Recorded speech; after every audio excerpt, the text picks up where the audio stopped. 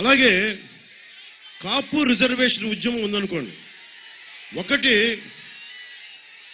ప్రారంభిస్తే బాధ్యత ఎత్తుకుంటే దానికోసం జరగనివ్వకపోతే అది వేరే విషయం, నిలబడాలి.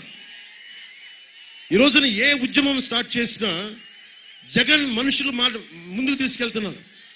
చింతలపూడి ప్రాజెక్ట్ ఏమో అది కమ్మవారికి వారికి ఉన్న పొలాలకు వెళ్తున్నాయని చెప్పి, అది కమ్మవారికి పొలాలు పక్కన ఉన్నాయని చెప్పి వాళ్ళకి చింతలపూడి ప్రాజెక్టు ఆపేశారు. ఏదైనా మాట్లాడితే కూర్చోబెట్టి కాపులకి రిజర్వేషన్ ఇవ్వకూడదంటే ఒక అది కేంద్రంలో పాలసీ, అది మర్చిపోదా, దాన్ని జగన్ సంగతి అది అతని ఆలోచన కాదంట్లా. మరి వాట్ అబౌట్ ఈ ఈబీసీకి ఏమైంది? ఎకనామికల్లీ బ్యాక్వర్డ్ క్లాస్, ఆర్థికంగా వెనకబడ్డ కాపులకి ఎందుకు నువ్వు చేయలా? ఎందుకు మాట్లాడలా? మన కాపు సామాజిక వర్గం నాయకులు కూడా ఇదే మాట్లాడారు. వైసీపీలోని కాపు సామాజిక వర్గానికి నాయకులకు కూడా మీరు కనీసం ఈబీసీ రిజర్వేషన్ 5% ఒకేసారి మీకు ఇబ్బంది అనుకుందాం, 0.5% కూడా ఇవ్వలేరా? మీరు 0.5% కూడా చెప్పలేరా? అంటే ఎందుకని అంటే నన్ను కూర్చోబెట్టి నేను అందరినీ ప్రభావితం చేస్తానని. నిజంగా కాపు సామాజిక వర్గం అంతా మొత్తం నాతోటి సంపూర్ణంగా ఉండుంటే ఈ రోజు నేను రాష్ట్రాన్ని వెళ్ళే స్థాయి ఉండేది కదా నాకు. అవన్నీ ఎందుకు చేయలేం? ప్రజల గుండెల్లో, ఎందుకంటే ఒక్క కులం వల్ల రాజకీయాన్ని నడపలేం. నాకు ఆ గౌరవం ఉంది.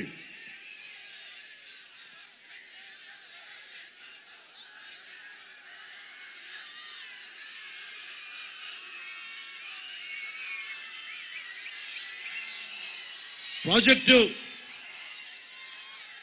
లాస్ట్ లో మీకు చంద్రబాబు గారు నేను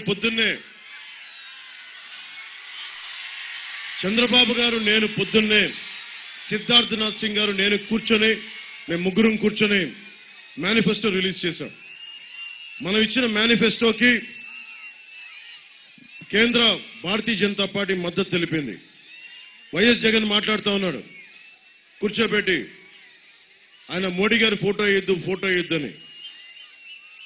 మోడీ గారు ఫోటో వేయొద్దని చెప్పి జగన్మోహన్ రెడ్డి చెప్పారా? నీకు మోడీ గారికి అంత పరిచయం ఉందనుకుంటున్నావా? అట్లీస్ట్ నేను చెప్తే మాట బాగుంటుంది, నువ్వు చెప్తే చండాలంగా ఉంటుంది. జగన్ 30 కేసులు పైన ఉన్నాయి నీకు. నేను ప్రత్యేకించి ఈ రోజున వైసీపీకి ఇక్కడ పోలవరం మొత్తం ఎందుకు ఓట్లు వేయకూడదో మీకు చెప్పాను.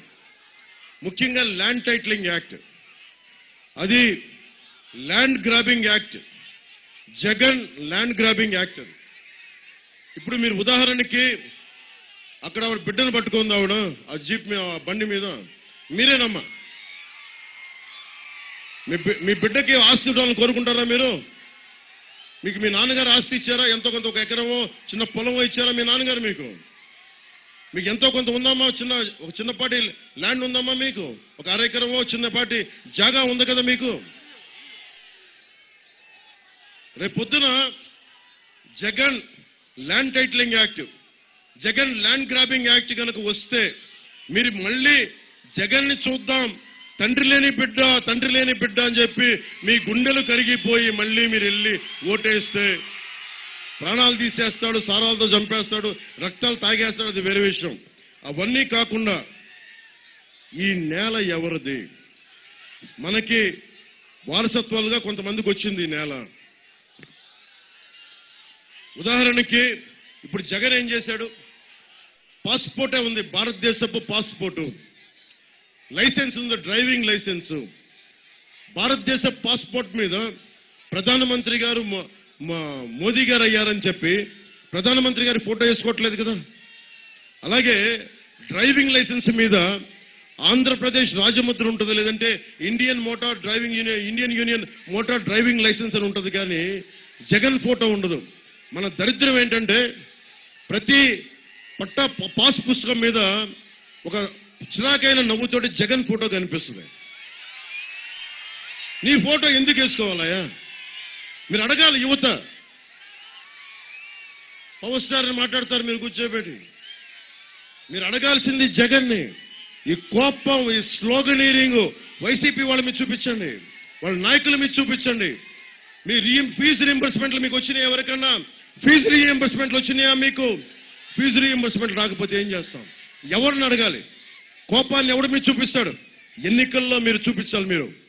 అలాగే land titling act, Jagan land grabbing act కి మన పాస్ పుస్తకాల్లో జగన్ బొమ్మ వేసేసుకున్నాడు.